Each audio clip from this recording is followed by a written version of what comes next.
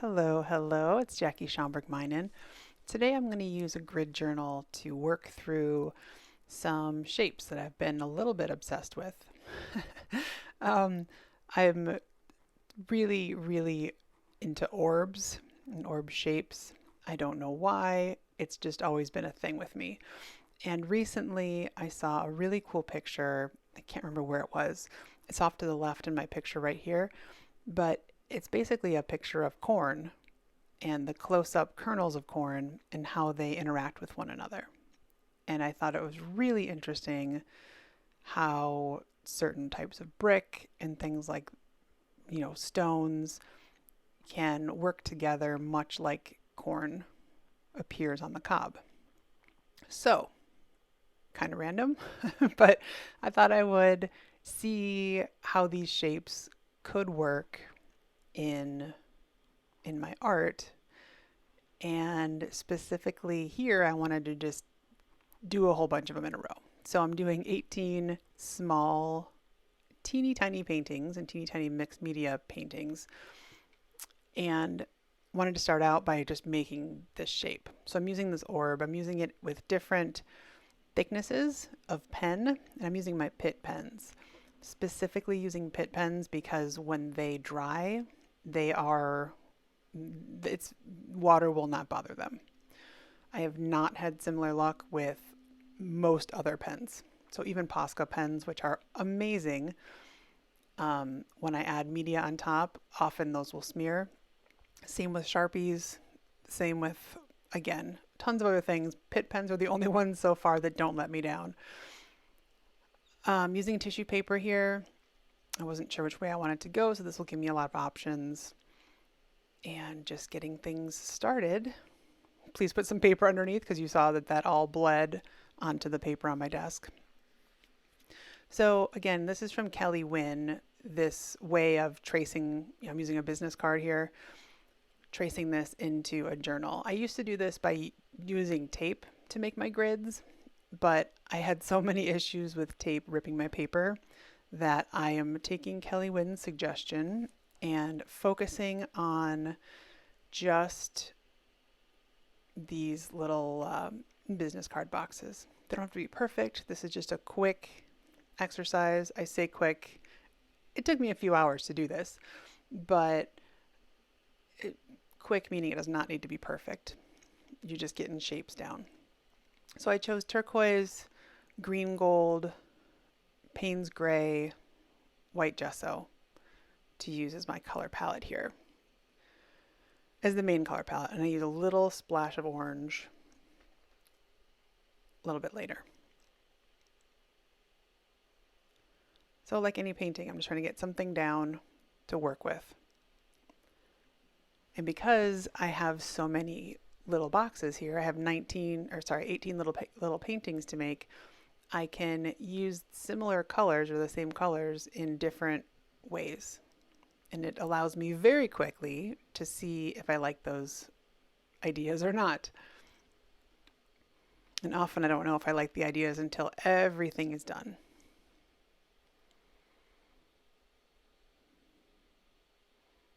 Mixing a little Payne's gray in with the turquoise just to take some of the edge off.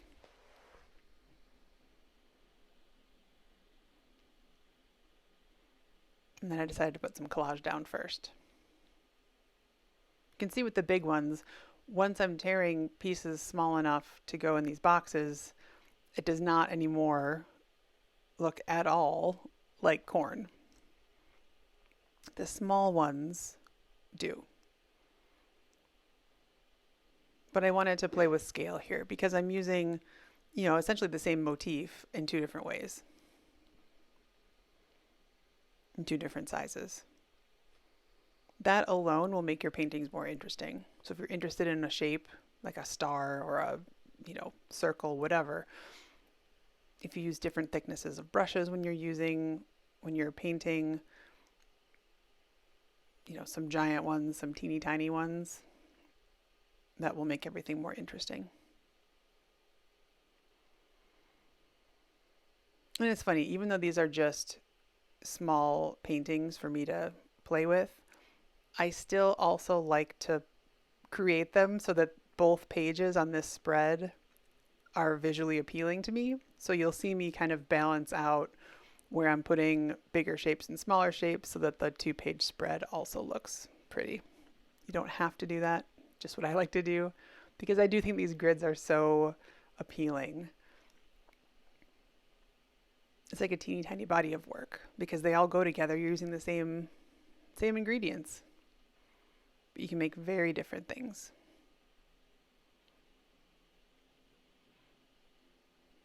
So some of the boxes I'm leaving just one or the other size, and some of them I'm mixing the two. And the ones that mix the two I already find so much more interesting than the solo sizes.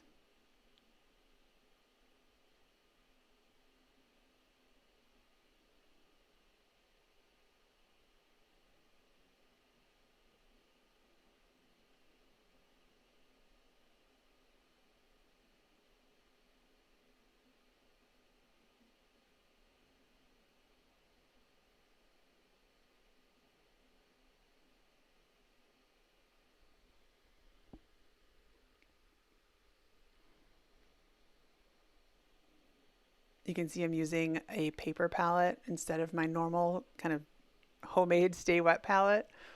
And between mixing that color, darker blue, and collaging all of my, tissue paper on, the blue dried up completely, almost completely. So that was really frustrating. Luckily I had some on my color shaper there, so I'm just using that as my tiny palette.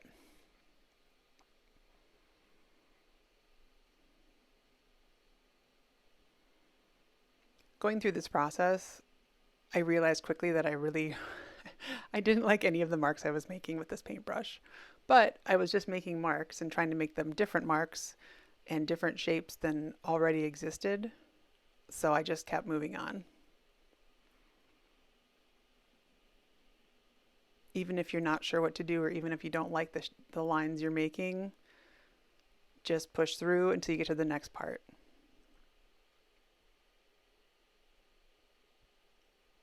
Because you can always cover it up. Again, it's just paint.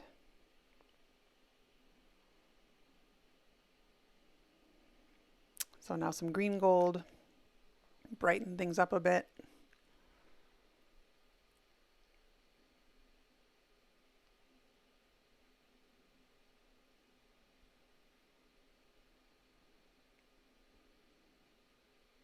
The application of this, glaze that I'm working with was interesting because I have so much gloss medium already on here from the collage.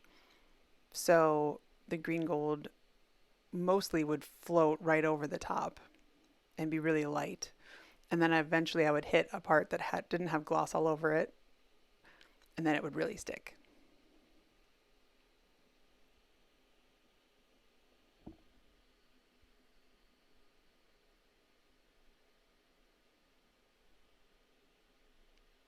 This is just a blue colored pencil, and the same as the green gold, depending on how much gloss medium was on those squares, the pencil, might not write in those areas very well. But again, just trying to make some marks.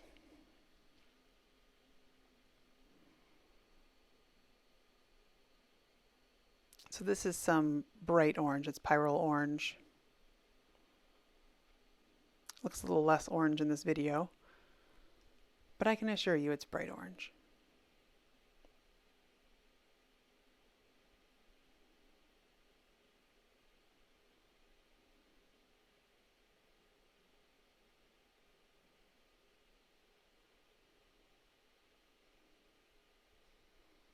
And my intention for this is just to use it as an accent color. I ended up with a lot of it, but again, this is just the beginning, so I'm planning to cover some of it up and didn't want to lose it all. The brush that I'm using is actually a small brush that I mistakenly let paint dry on. So I just use it with that dried paint at the tip, and it makes some interesting marks. Sometimes I think I'm just telling you guys, like, never throw away anything related to art because you can always use it for something. And that's basically what I do. So even if you ruin your brushes, don't throw them out. If you want to make random marks, they'll be perfect. And because I'm making teeny tiny pictures here, I'm taking out my teeny tiny scraps.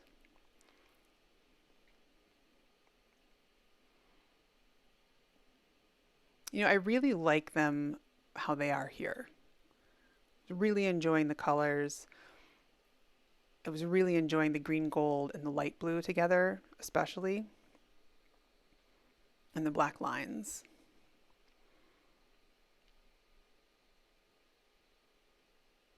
You'll see that I got a little crazy with some bold shapes for the collage, which changed the vibe significantly, but I like them here and I like them at the end. So there'll be a big transformation coming for all of these little tiny squares. They don't even know it yet.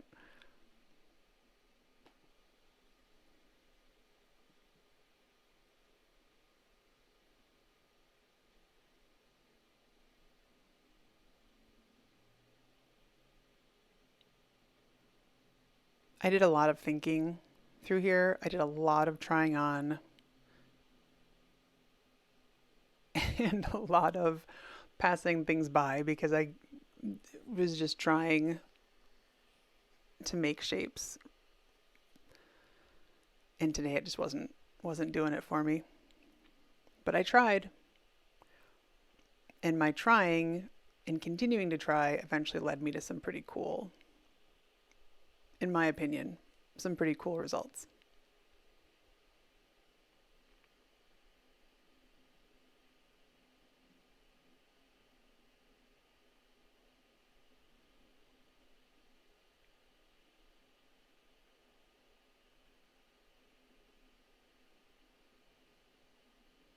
I wanted to go with black. Black is always a great color for me because I love, love, love the impact that it makes.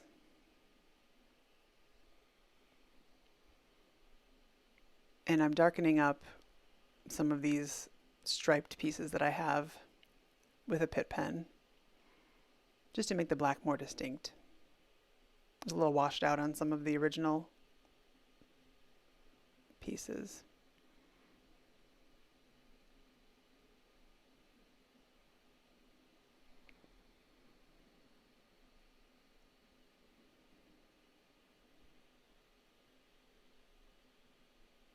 So those two in the very middle of the, right by the crease of the book, those two look a lot like little abstract landscapes to me, which I thought was pretty cool. Some others also take on some landscapes, like the very bottom left.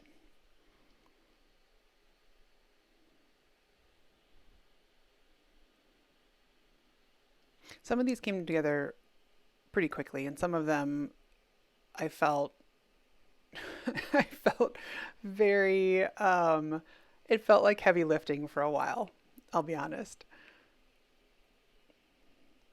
In the end I got things to a much better place.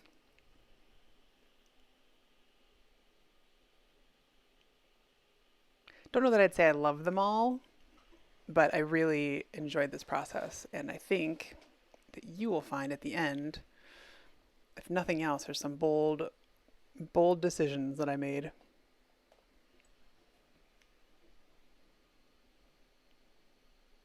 Which I'm really happy about.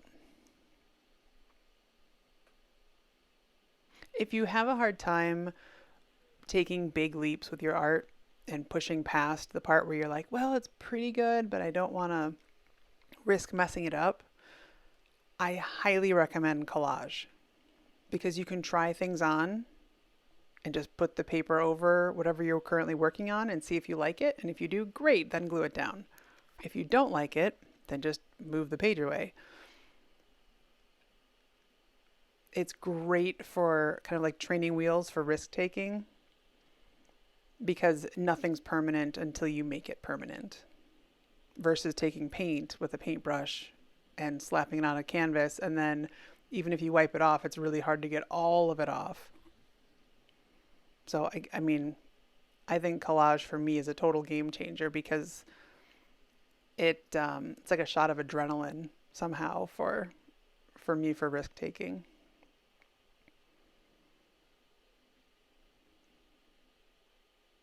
I'm using white gesso because I didn't refill my white paint bottle.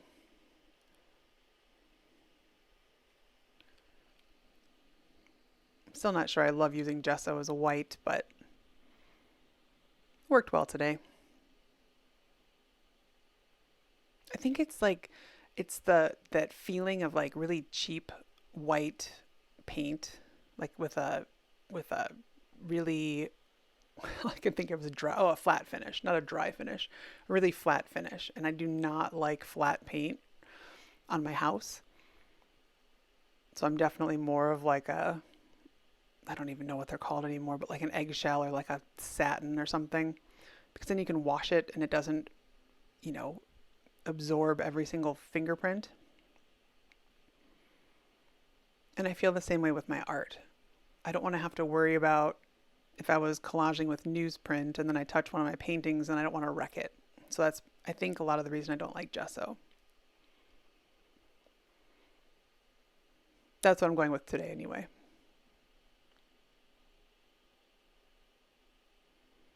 Using a black china marker to reinforce some lines, make some different black shapes. China markers can write over anything.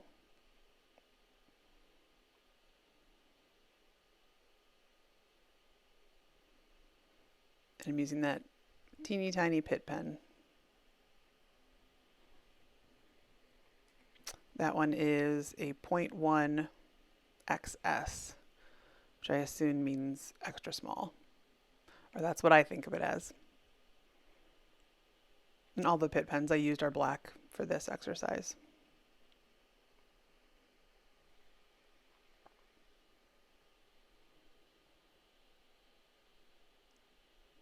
So you can see I'm tiptoeing through the blacks, just adding a little bit here and there. It's working to various degrees.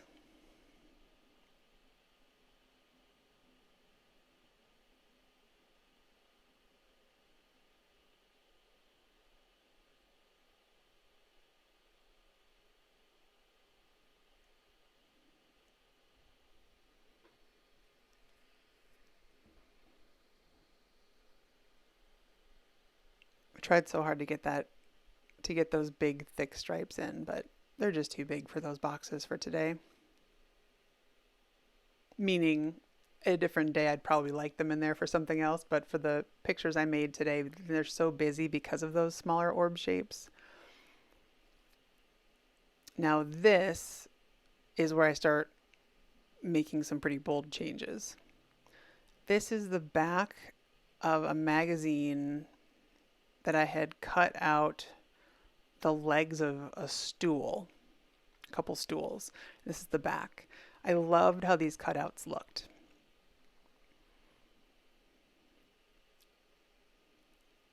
So I'm using all the cutouts that I have, and I quickly run out of them.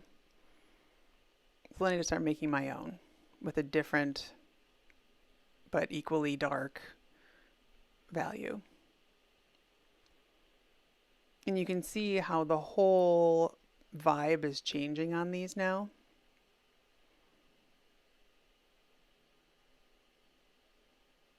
This is just the impact of black and the impact of high contrast and high contrast values, high contrast values in particular, and how different everything can be so quickly. When I was making the teeny tiny changes with the really small collage pieces, there were changes being made, but it wasn't all that noticeable. It's very hard not to notice these changes.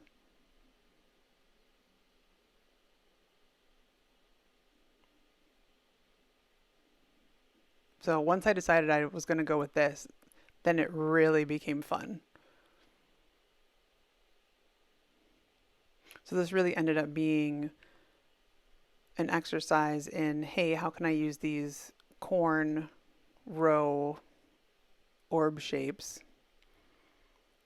And then how can I use these black pieces with this little bitty funky cutout and make these work?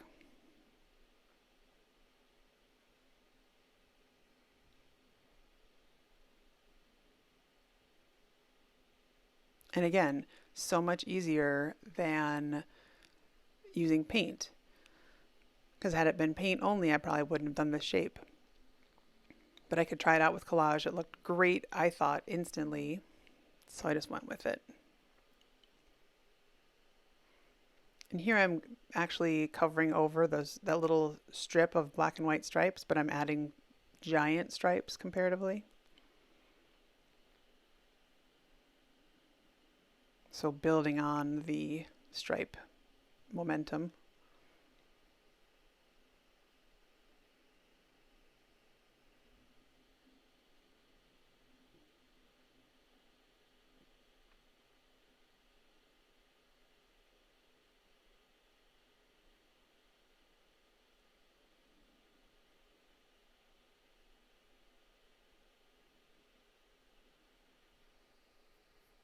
I also think with collage, it helps me get shapes and compositions that I normally wouldn't use, that I just wouldn't even think of. Once you put a piece down that's funky like this, it just changes everything. And it's probably not a brushstroke I would have made. But this allows me so easily to step out and try something bold. And I'm so happy with how it turned out.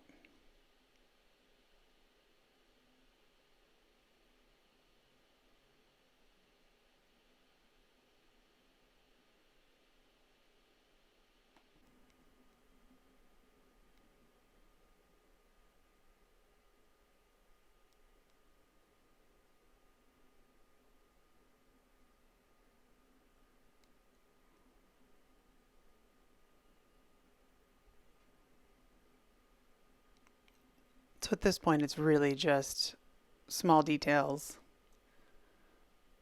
Using a white china marker just to put a couple lines here and there on top of the black pieces to ground them a bit more on here.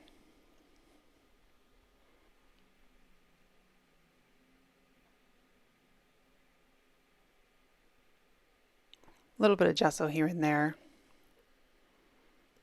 Again, just to ground these black marks or black pieces more.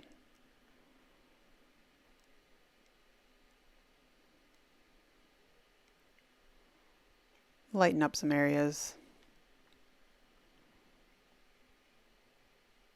And then wiping it away some so that it fades into the whiteness.